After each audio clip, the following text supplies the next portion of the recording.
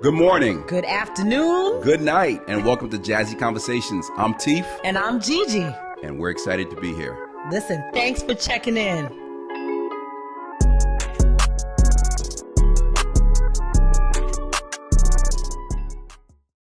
Welcome to Jazzy Conversations. I'm Teef. And I'm Gigi. And it's the holidays, G. It is. What do you got planned? I have lots planned. This is really my absolute favorite time of year. Everybody that knows me, Teef, knows I put out the holiday wreath. Listen, I play Christmas music. I break that out. So I've been in the season. It's been a couple of weeks already, Teef. What is your favorite Christmas song of all time? Very important. It's easy for me. Oh, Holy Night. I love singing it. I love hearing it. I love all the varieties of it. Oh, Holy Night, hands down. Singing it? Yes, that's something for another episode. Don't even try it. I see the wheels turning, Teef. I know you. Not today. Now, my favorite of all time would never change. Yeah. You want to guess what it is? It's our childhood. They try to change it up, but it's our childhood. Being downtown, New Haven, Connecticut, Chapel Square Mall. Mm-hmm. We were here. Wham! Last Christmas. Oh, that's your favorite, Teef? Absolute classic.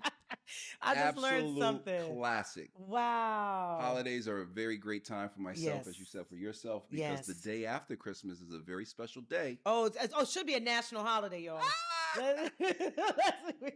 It's my birthday, G. Yeah, and we're getting younger and younger. Yes. Listen, we have a very special show for you guys today. Mm-hmm. You're gonna really enjoy it. You gotta love this. Tune in, okay? Mm-hmm. You ready? Here we go. Welcome to Jazzy Conversations. Welcome, everyone. I'm Teef. I'm Gigi. And we have someone special today, a great, good friend of mine from my acting class from the hit TV series, Tyler Perry's The Have and the Have-Nots, Captain Cryer, Renee Lawless. Welcome to the show, Renee. So great to be here. I am so thrilled and so excited and to be here. And look at you with your holidays.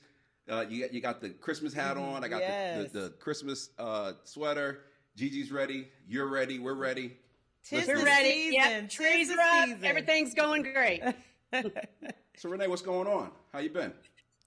I have been doing very well, actually. I've been a little crazy. I'm a busy person at the holidays. I have a huge Christmas party every year, and I'm actually not flying out of town this holiday season. I'm driving 2 hours north to be with my best friend and godson and family, but I'm not going out of town for the holidays, so it's going to be kind of nice for a change. Quick question. Going out of town, but not getting on a plane at the time. I'm doing that later, like the first part of January, but not right now. Gotcha. And now, is it one of those holiday Hollywood parties or Christmas parties, or just low key with the family? No, I invite everybody I know to come over to my 3x5 little house. And I usually, but thinking, they're not all going to, one year I thought I got like 90 people, and it's literally from people I go to church with to maybe an actor friend I know. Some of them might be a celebrity to some circles. Okay. They're just friends. And then they bring some of their friends, and I never know who's really going to show up. I haven't done this in 2 years. Okay. Because COVID and then some health issues, which we may talk about later. Mm-hmm. And I didn't have my party. I've been known for this party. People look forward to my party. And I do not put on a Kardashian type party. Please don't. This is a basic. I do all the decorating. My house is not very large. I mean, it's a nice house, but I don't have this sprawling, estate. And they're in the backyard. They're in all the different rooms, and it's just basically people to come together, eat, drink, and be merry. That's all it is. Nothing really special happens. Some people show up in jeans. Mm-hmm. Some people show up in a cute little dress, and there's no real dress code. Well, you said nothing special happens. That is something I think really special when people come as they are. And this sounds to me like this is an emergence, right? We're re-emerging. Here's your celebration. Right. Here I am. And I give them about a 3-4 hour window to come. Like I don't say you have to be here. I mean, it's literally come and go. It's not drop in. Come and stay all night and eat dinner. No, I ain't got no room for that. Now, Renee, your background. Now, people's watching and they want to know where this party's at. Tell me your background. Where you're from originally and your siblings. I'm not giving you my address. Not Bill. your address. Not your address. My house. I am from the great state, wait for it, of Tennessee. What you thought will always be home to me. Oh, now, Renee, with all that cheering going on, this is very important because you know what I'm going to ask next. We had a nice conversation last night prior to taping. How are you feeling? This was taped earlier, and Yes. we just had an epic loss, and I felt gut punched, and I've been crying. But you know what? I put on my Facebook page today, win or lose, I am Evolve for Life. I will always be Evolve for Life. We still had probably one of the best seasons we've had in a very long time. What it did for the fans, the people, the team. I'm more concerned about the quarterback right now. He got injured in the fourth quarter, and this man is a Heisman Trophy favorite. So I'm more concerned about him than the loss. It's not the outcome we were dreaming of and hoping for, but we are back. We are now a contender. Now, Renee, who are we? Because a lot of people may not know who the Vols are. You didn't say University of Tennessee Volunteers. Okay. I moved to Jacksonville, Florida when I was 9 years old. Okay. But I am a Tennessean by heart. I still have relatives there. My parents are buried there. That's where I started. I was born at the University of Tennessee Hospital. I bleed orange, everything. My parents were Tennessee. I come by it honest. It's in your veins. Go to school. No, I'm not born there. Now, Renee, I got to throw a shot at you because you know who my team is. And, Yeah, well.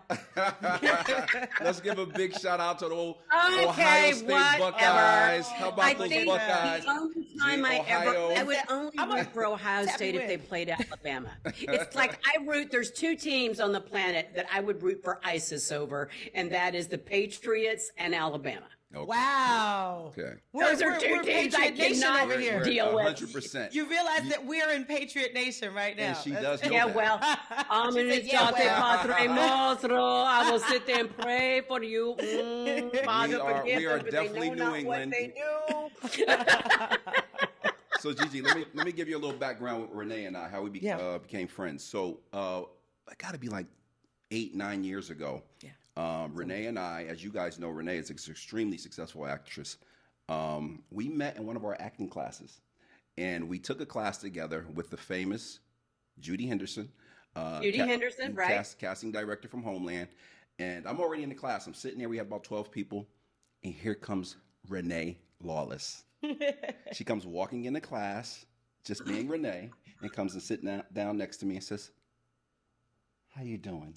A little Southern Belle type of thing.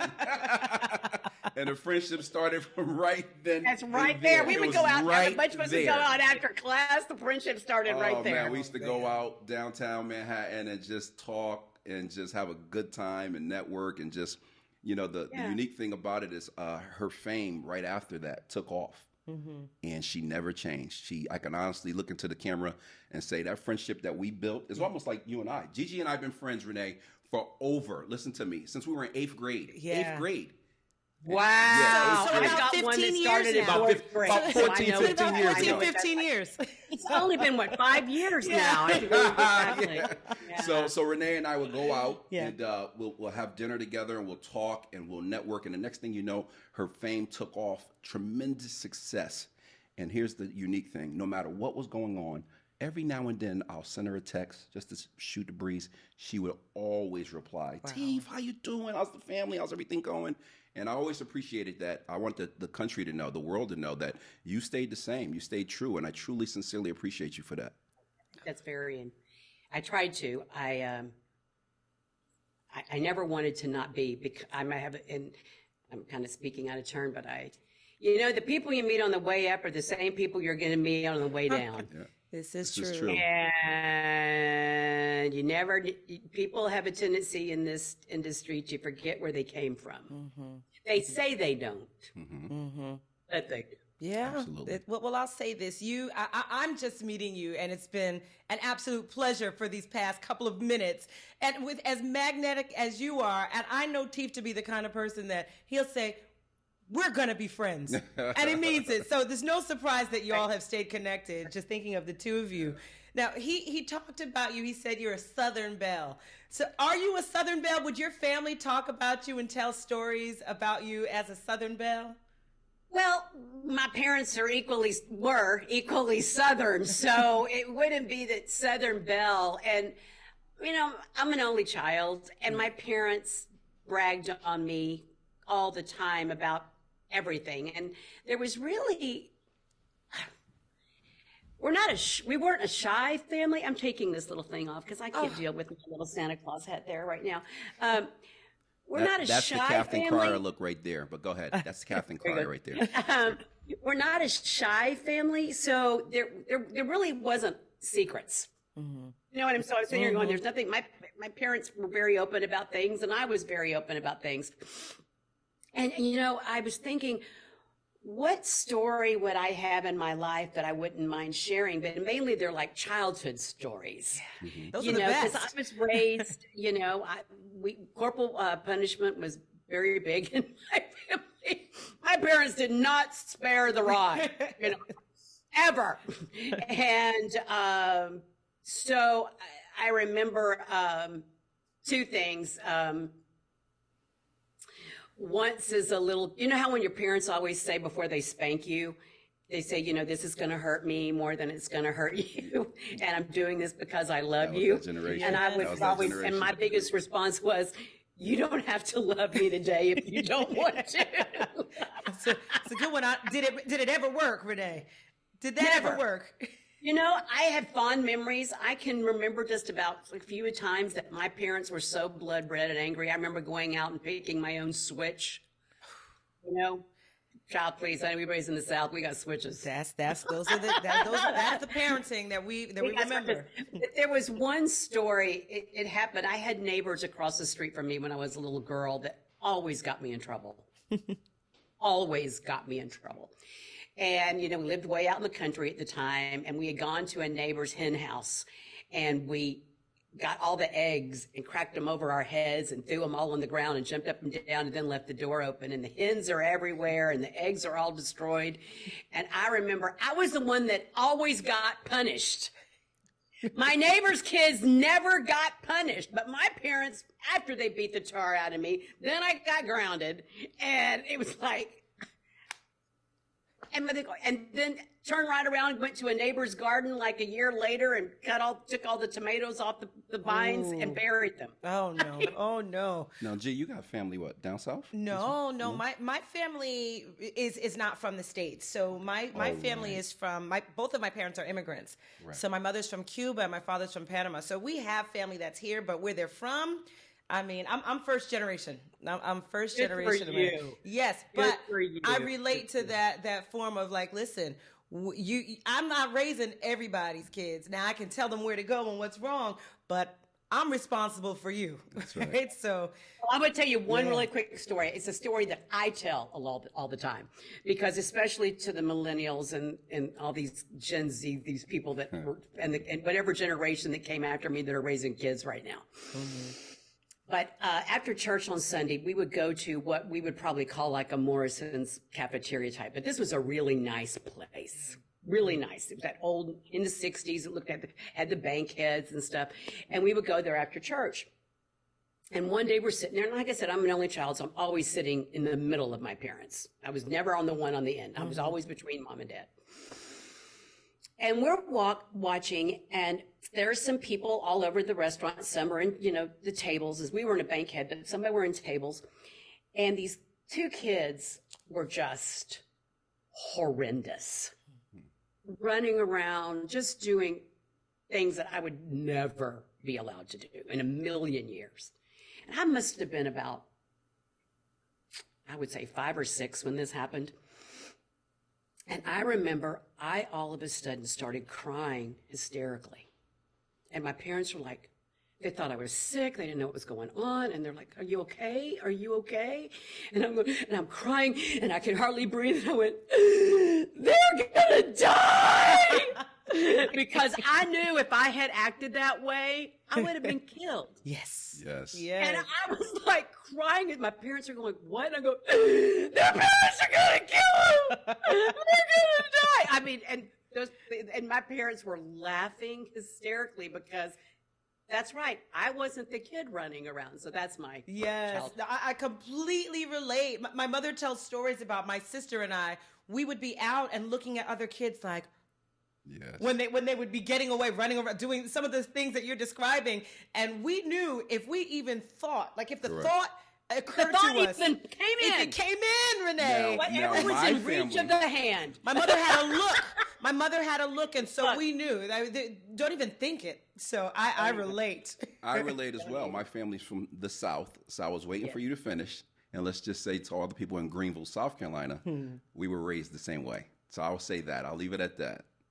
But we were raised the exact same way. People in the South, people in the North go, "That's horrible." And I'm like, nobody in the South think that. They go, "Yep, that's what."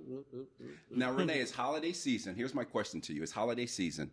Give me your favorite holiday movie. And what does that holiday movie say about your personality or about you? I have 3, but I'm going to give you I am a diehard It's a Wonderful Life. I knew it. Me too. I love it. I love it. Now, I will say I still love the old Rudolph the Red-Nosed Reindeer and the Kris Kringle. Those claymation ones, Renee? They're like the Muppet kind of thing. Yeah. Not Muppet, but they were actually kind of Muppet. Claymation, yeah. Stop it.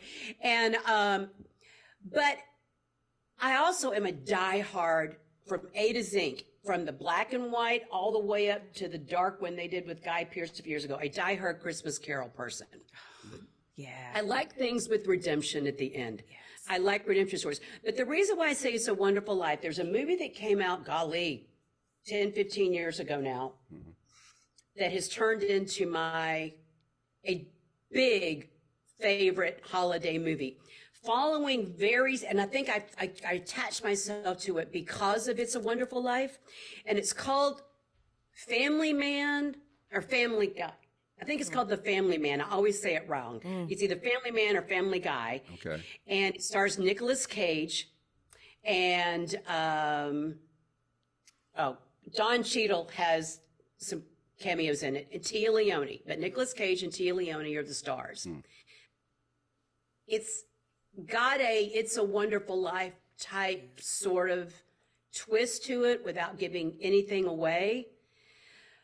But when you see this movie, I can't begin to tell everybody. There's a little sign that's coming up on your It's a sign coming up, niece. Yeah. When you see this movie, I like movies that have a message and a redemption, but make you think.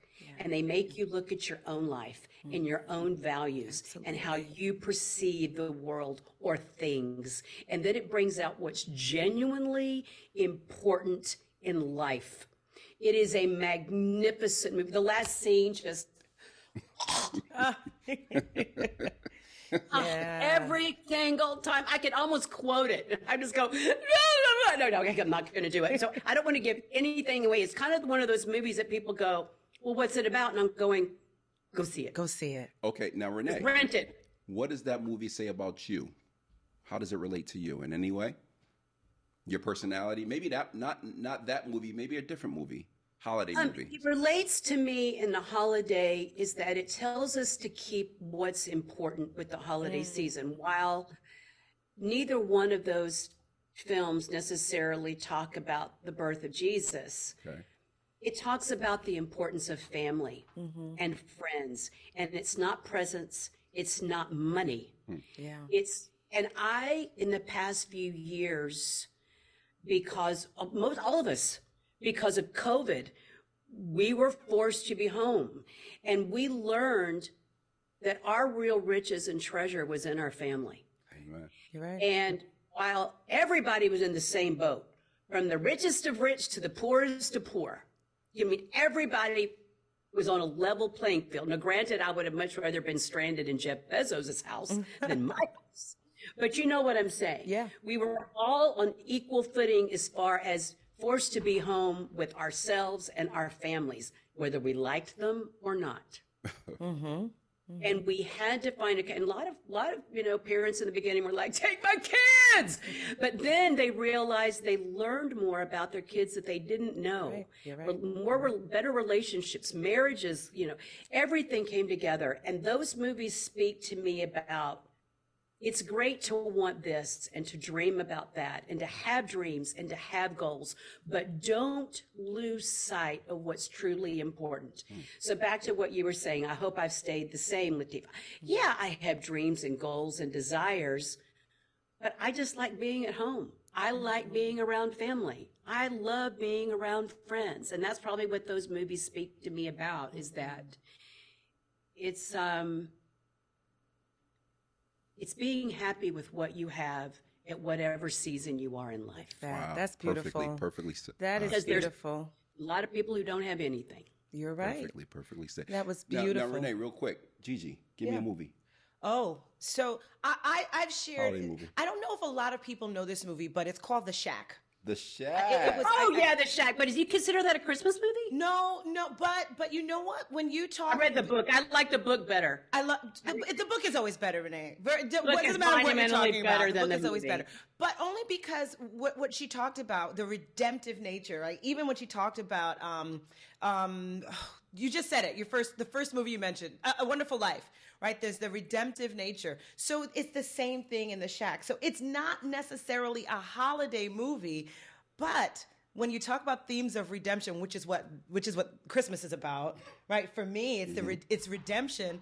That's one of my favorites. Now, if you want my absolute favorite holiday movie, I have to go with Chevy Chase, the National Lampoon's. Oh my goodness, Christmas that's a Holiday classic. Balls. That's a good one. That's my favorite. That's a classic. Now that's a classic. Gee, give it to me. Yeah, I love that one. Now you guys got a little too deep, but I'm gonna keep it 100 with mine. Mine is Die Hard. Freeze. Oh. Hey, listen, forget all that other stuff. Forget all that. It's so funny how that has become a holiday Die Hard movie. is my holiday. I- It's on right I now. never As you know, think it's on about it. right now. So 1, 2, and 3. Bruce Willis. Shout out to Bruce Willis. Oh, So yeah, maybe that's Shout out to mine. Bruce Willis and the wonderful, sad to be gone Alan Rickman. Oh man, The one that falls out the window. Now, Renee, a lot of people don't know that you come from stage. A lot of people don't know you come from stage, and you're also a singer. So let's go into that a little bit. Can you tell us a background about that?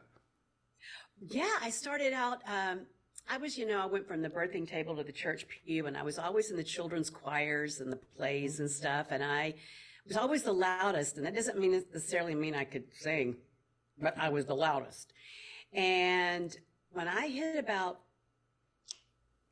12, actually in 4th grade, someone gave me a church solo in the choir, and I have a reel-to-reel tape of that, actually. I know y'all are way too young. No, Really? I That's know old reel to school. The reel. thing is, I have a reel-to-reel recording of that, and I don't know what that man heard because a good voice was not it. But about 12, 13, I started sounding different from everybody else. And I started taking voice lessons at 15, and I thought I was going to be, even though I was doing a lot of musical theater and all the choirs, I was going to be an opera singer. And I went to school as a major in music in school with a minor in theater, and I got a master's degree in master's studies in voice at Cincinnati Conservatory of Music, but I was still doing musical theater. I was still doing plays. I was still doing all that. But singing is what 100% got me to where I am today. Wow. I mean, literally, that's what opened the door. I was doing Wicked before I got to Have and Have Nots. I did 5 years with Wicked. I had done Beauty and the Beast on Broadway. And so the singing kept leading to something else, to something else, to something. Mm-hmm. I actually found that fact about you. I was doing my own research and saw that you'd done some acting and stage and singing, but not before I saw the episode earlier in the Have and Have Nots when there was that episode where she was singing to you. You were getting With your Hannah. treatments And with it's Hannah. so funny because So wait a minute, she Mr. can Perry's sing. going, Renee, just sing along. And I went, I don't know the song. Oh no, but I heard it. You know, I and so heard she's it. kind of like it was, there's a, what is it? There's a balm in Gilead. no, it was something. There's a ground in this old building. Yes, that's right. In my soul, there's a something in this old building, and I forgot it. Was it? There's a leak in this The old leak building. or something. Yeah, and it was, and I was loving it, and I was like, can I learn this song first? She was kind of singing it, and I was trying to catch on. I heard it. And he didn't throw that at us until we showed up on set. I didn't see that episode. Give me a heads up. I didn't see that episode. Can you sing it for me so I can catch on? Oh, look at him. He's sneaky. He's sneaky. I didn't see that. In this old building, in my soul. I don't remember. Well, I heard it. I heard it in an episode. I said, this sister can sing. So Gigi, she can't remember. You remember. Give me something. What oh, was nice try. You know, listen, try a couple episodes later. Let's see. No, you got to warm me up. So far away. Oh, boy. Doesn't anybody stay in one place, anymore? It will be so fine to see your face at my door. But it doesn't help to know that you're just time away. Long ago, I reached for you, and there you stood. With it. All right. We'll do it there, Jim. I see that. That was lovely. Le plume. Now, Renee. Have yourself a merry little Christmas. Make the Yuletide gay. From now on, our troubles will be miles away. That's it. That's lovely. Next question. That's lovely. Amazing. Really amazing. All right. So I had a question that I wanted to follow up with you about. I know that sometimes when people are successful, people that are wanting to be there, they have an imagination of what it takes to be there. And they have an imagination of how easy it is and what it's like. And I can already see in your face that there's a story. What would you tell people about the success that you've had and what it's taken to be there? And maybe what people might believe that isn't true about being a successful actress? Well, you first have to define the word success. There you go. Because I have made a lot of successes in my career. Just because you don't know them doesn't mean I haven't been successful. Say that. I have been successful in stage for a long time, but nobody knew that until I was on the title. So people think if they don't see you on TV in a film or Broadway or something, means that you're not successful. Trust me. I've been a working actress for almost 30 years. That's success. That's success. Yes, there you go. Say that. That's success. You know what? I don't even know if it's still around, but there was a thing in New York way years ago. It was called the Actors Green Room? No, it was at the time. This is long before technology got to where it would be, but it was basically it was like a database of all actors. And at the time, casting directors, kind of like what Actors Access is today, but a lot less simpler. And casting directors could go in there and just see all the actors and stuff down and look. And they defined success as someone who could afford their health insurance, who qualifies for health insurance. Listen. And you have no idea how I agree with that 100%. You know what I'm saying? It's especially now in my life. So first of all, you have to define success. People think if they see you on TV, you are rich. Especially Catherine Cryer, who had millions and millions. A rich person, right? Dollars. Exactly. Yes. I played a very rich person. I ain't got her money. I ain't got nothing close to that. That's like beyond Tyler. Actually, Catherine Cryer, if you want to think about it, with the exception of when he just bought his studio, Catherine Cryer was richer than Tyler Perry. Wow. Okay? And now that he's got his studio, his assets are probably more than hers. But for the most part, the Cryers were very, very wealthy. I'm not even a millisecond of that. Do you know what? I get it. And so, I mean, people forget that. They think, oh no, but you're Catherine. Yeah, well, I'm play Catherine. I am not Catherine. So as far as success is concerned, I was successful in landing a nice dream role. But now the show's canceled. So I'm looking for the next role and the next thing. Does that mean I'm not successful? Right. I mean, years ago, a Broadway actress, a very famous Broadway actress, Tony One-Witter, made a statement, got a lot of flack for it about, if you're not working, then you're not talented, or there's something wrong. And I was like, how dare you? How dare you? And she got a lot of flack. Her name is coming to me, but I'm going to let it write. And she had to do a lot of apologizing because, there are people that win Academy Awards on Sunday night and they are in the unemployment line Monday morning and you never see them again. Yes, absolutely. And there are people that have never gotten on screen or on a stage that are tremendously talented, right? But not discovered. Right. And here's the thing. And some people, and this is a across the board question that I would tell to young actors, current actors, people that define success. If you were in this business for money and accolades, you are in the wrong business. Mm-hmm. You'll have more rejection and more valleys than you will ever have hills, unless you're the 0.1%. We're not even talking 1%. Wow. Yeah. I mean, we're talking the 0.1% that have been, okay, I'm going to probably put Meryl Streep in that category. Okay, she probably chooses what she wants to do now, but she's also probably priced her out of a ton of projects she would like to do. Mm-hmm. But people who, she's also happily married, and she's got enough residuals and back money coming in from success after success after success. But you can have a big success, but that money does not last forever. Correct. That's right. I mean, to me, one of the absolute most successful people in this industry has never won an award, and that's Harrison Ford. The man is always working. I never knew that. This is true. Wow. Harrison, he might have won a Golden Globe or something, but he's never won a major Academy Award. Wow. I didn't never even won never won an Emmy.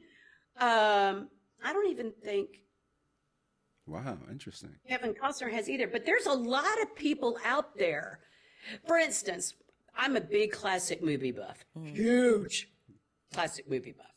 Giant, it was just on the other day. It's a great movie.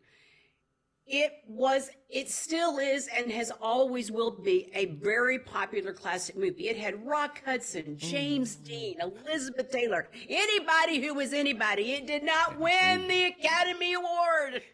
The old greats. Star Wars has gotten nominated occasionally, but would we all agree Star Wars is probably one of the most successful franchises out there? That's right. And I've now all of a sudden, and people think if you're not, IMBD is this thing that Hollywood likes to say that dictates how popular you are. Yeah. Whatever. Because, I mean, for instance, Denzel hasn't probably done a movie in a minute. I mean, he has, but I mean, Denzel Washington doesn't have to do a movie every year. To stay in the successful category. Right. But his IMBD is probably low, but he's not number one. Mm-hmm. His IMBD, the lower your number, the more popular. It's a popularity contest, period. Wow. Period. And Hollywood is an illusion. People think because you're on TV, you're this. No. Because not everybody in Hollywood, unless you're on network television, just because you're on television doesn't make you make a big salary. Yeah. The smaller networks don't pull in that.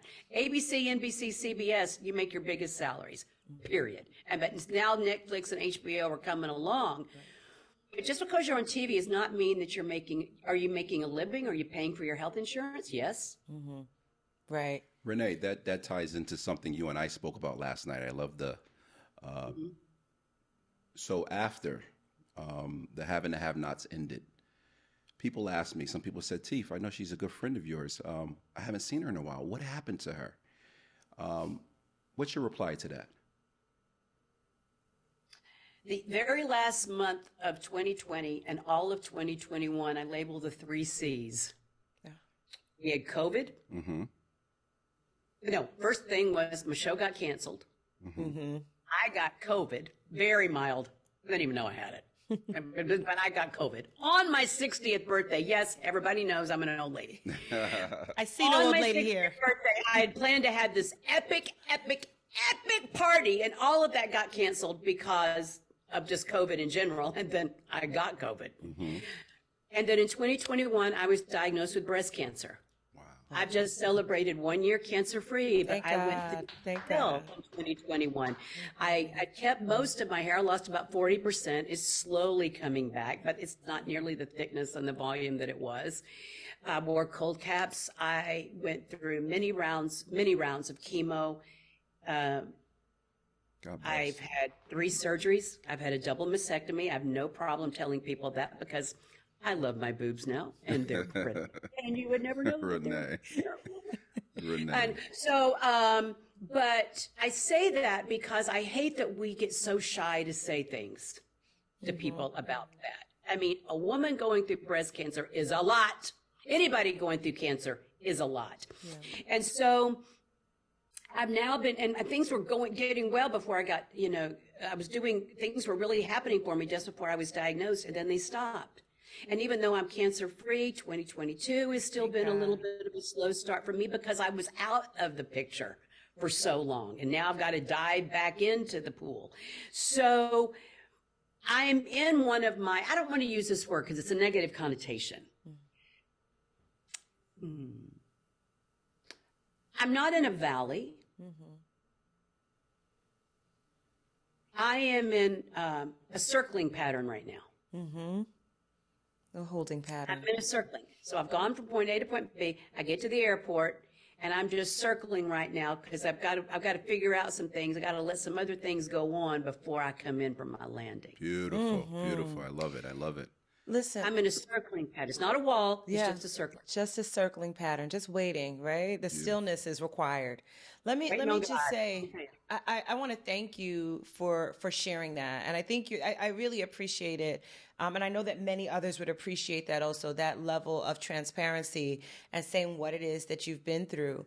And to that, right, when you think about holding your own life and what happens and your 3 C's, right, these things that came and changed the trajectory. And I want to tie that to what you were saying about being successful. And I would love to hear from you because you said you got to start with your definition of success. What? Now, in retrospect, looking at your life, looking at your career, looking at your health, looking at your party and the friends that will come, what have you defined as success for you? Good question. I'm sorry, that was a good question. But no, that's a good question. I guess I used to answer that is always working.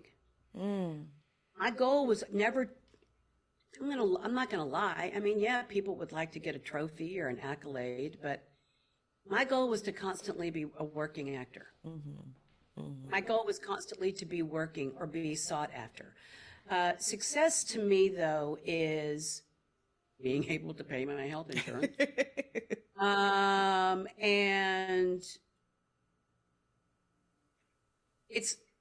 the success is, I don't know how I'm going to be able to say this. I know what I'm trying to say, and I'm not able to articulate it. The success is what I feel is success, not what other people feel is success. Okay. Your definition. Beautiful. My definition of success is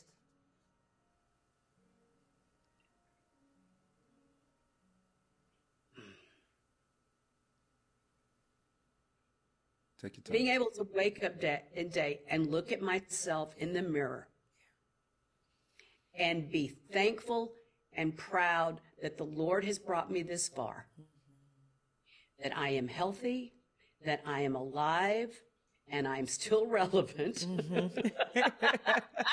And you are.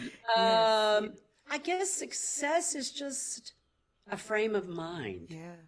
That sounds like gratefulness is the frame of mind that you're coming from. It's a frame of mind because I'm successful that I got a roof over my head. We had 2 years that I wasn't doing anything, and praise the Lord above for 8 seasons of the have and have nots that I saved money, that I was able to live off of that for 2 years. That's right. Ugh. And so it doesn't last forever, but I've never been asked what success, I guess working, but I've had so many successes in my life. And I want to rephrase that question a little bit. Sure. People often ask me, what's it feel like to have made it? That's loaded. If I had to give advice to young actors, there are two things I would say. It's one thing to be focused and to persevere, but don't make acting your idol. Okay. Mm-hmm. Two, you will never make it. Because when you make it, you will stop. Mm-hmm. Wow. Yeah. So, have made it mean is, oh, I finally made it to Broadway. Arrived. Oh, I finally made a TV show. Okay, so what is my next goal? For instance, I love it. I'm a big Olympic fan, a huge Olympic fan. The difference with a lot of the Olympic categories, not all, because I'm going to piss somebody off, is that they are limited. You know, you grow up and you learn how to be, you want to be a basketball player, a soccer player, a football player, or a baseball player, or something like that. You can have a career out of that. Mm-hmm. Unless you're going to teach, you're not going to have a career as a gymnast. Right. Your ability to do that physically is going to come to an end sooner as opposed to a football player or a baseball player or something like that. Right. Okay. They're not, once the Olympics is over, you can go on, like ice skaters can go on exhibitions and buy, be in the ice capades and do that kind of stuff. But people don't pay to go now and see Michael Phelps swim. Right. Right. The opportunities to exhibit your talent are limited. The lifespan for doing it are fairly limited. Right. So I feel like some of these skaters or gymnasts that, yes, because of sponsorships and everything, they're going on and pursue the dream. If they want to be a doctor or a lawyer or whatever they want to do, they've got now the finances to do that after they've won that medal and successes. But you're 15 or, not 15, you're 16, 17 or 21 and you win a gold medal. I can't imagine the frame of mind is, do you come back and go, well, now what do I do? Mm. Yeah. What's next? On the pinnacle, because we as a society and the world have made that gold, silver, or bronze medal a pinnacle. That's it. The brass ring, you've got it, and that's it. So if they've got to find it within themselves, do I keep going back? Do I keep going back, or do I go on? Do I teach? Do I start this, or do I go to a different path? What do I do? Or do you just sit back? I know there's got to be athletes there that probably sit and go, well, now what? Mm-hmm. Mm-hmm. So Renee, this is I'm sorry. So this is perfect. What's next for Renee? What's your next move? Lord Jesus, I have so many irons in the fire. That's good. I know you were talking about books. We were talking about different things. Yes, you have. there's a book that I would like to write about. There's a bunch of different things, but I have currently right now, I'm a speaker's coach. You could go to the speakerscoach.net, and I'm going to be trying to get some group classes together because I don't really have the time to do that many people, like maybe 3 or 4 one-on-one. But I also, if you went on that site, you can go to the bottom. I give away a free ebook gift called How to Be a Star on Zoom, which in this day and age it helps you about lighting, dress, sight lines, all of those things. But the speaker's coach is something, I'm a very big believer in residual income. And eventually I'm going to have these on video, so you can just buy the course. You don't have to have me in person, and you get a one-on-one thing. That's a thing. I've also got an unscripted series that I'm trying to pitch that I would be in it, but it's not acting. It's more like a reality type show. And I've got some other pitching ideas, but I also do a lot of crafts, and I've actually and my motivational speaking engagements are now increasing, and I'm getting ready to do some women's conferences. So it's just, I try not to I've had to learn. I've known this my whole life. This is another thing about people who think they've made it or judging success by when you're on a successful series like that, there is that tendency to just sit back and let it all happen. Mm-hmm. Mm-hmm. And you don't think about the day you're going to be canceled or go off the air. Or it's just like the football player who has $1 million, zillion dollar contract and gets injured. Correct. Right, right. You know, you've got pivot? RG3. RG3 or Joe Theismann, you know, it took 2 seconds to end his whole career. Right, right. You know, and all you children out there don't know who that is. I was just about to say, that's old school. Yeah, that's old school, baby. Let me tell you.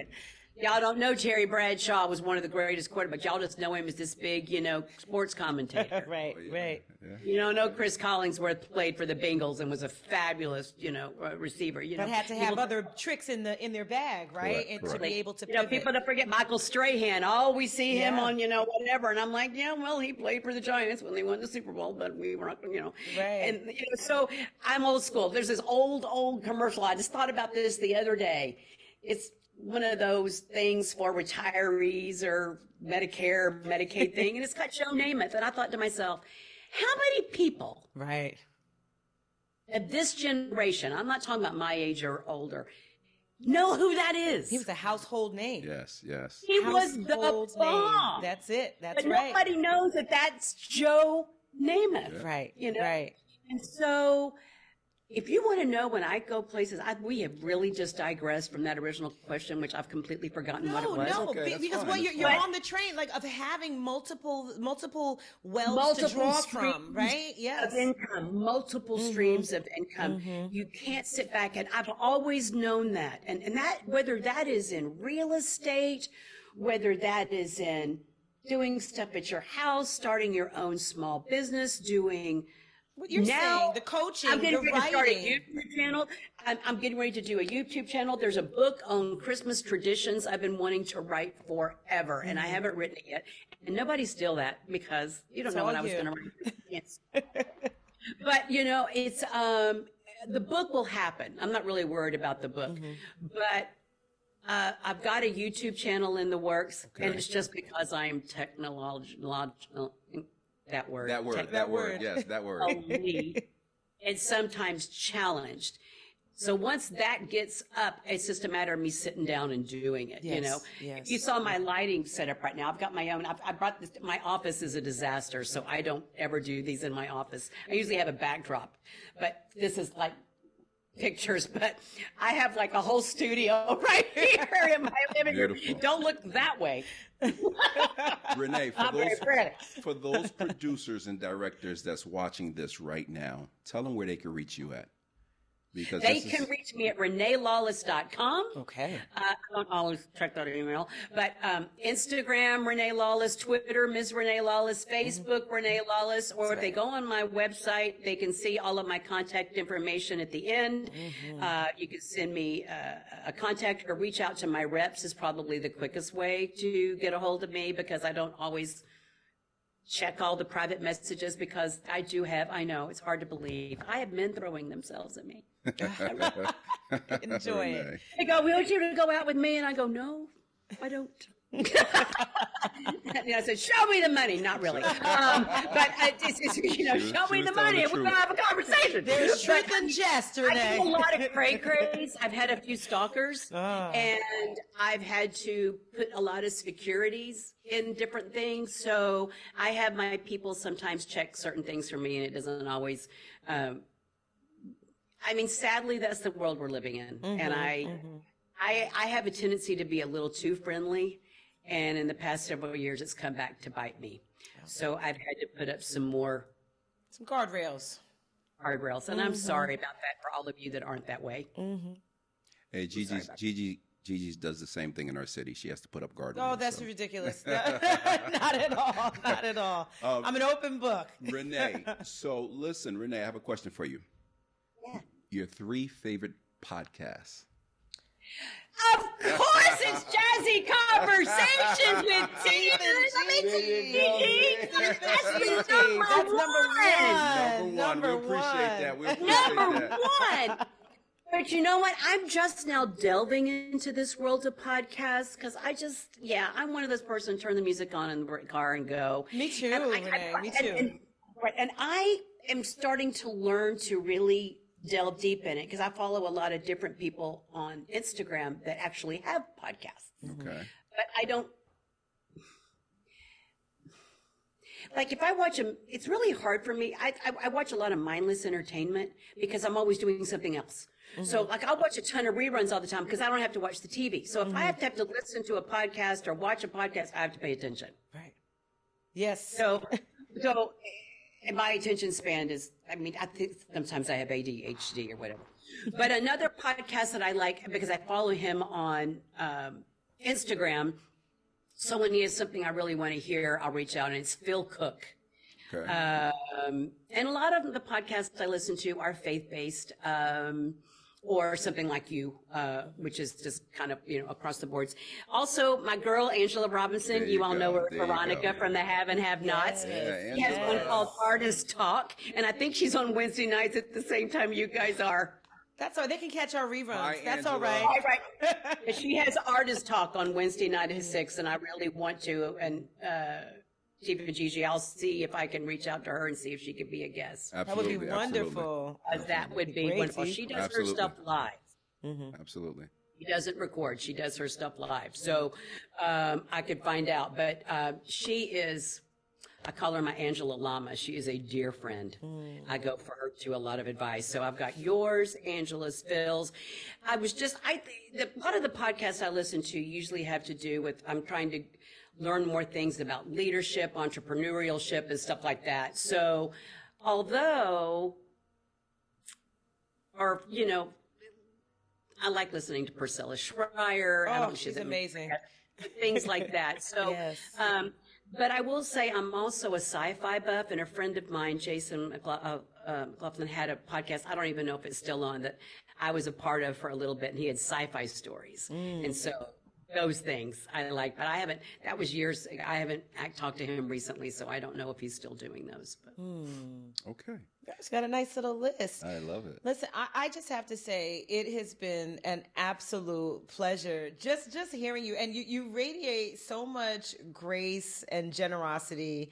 And I just want to say that my prayer for you is that you have sustained recovery, right?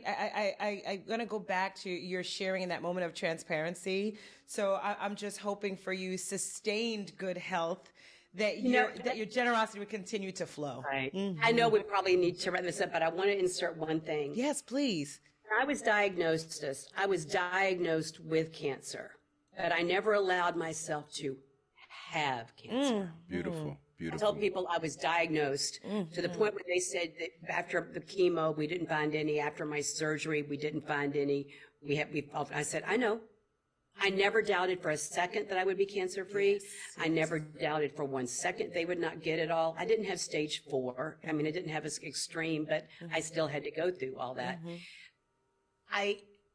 Yes, it was horrific. Yes, I was miserable, but there was always a light. There was always an end date. There was always a finite. Yes. There was not an infinite. Come on. And so when people go, oh, and I had people call, when I called to tell them they were crying, and I'm like, I'm going to be fine, Yes. people. Language matters. What you say about a situation matters. I'm going to be fine, people. And if we take on that, like when we go through dark periods of our life, am I preaching to myself? Come on, aren't we always? We Go better. through dark periods of life. I always know God is in control at all times.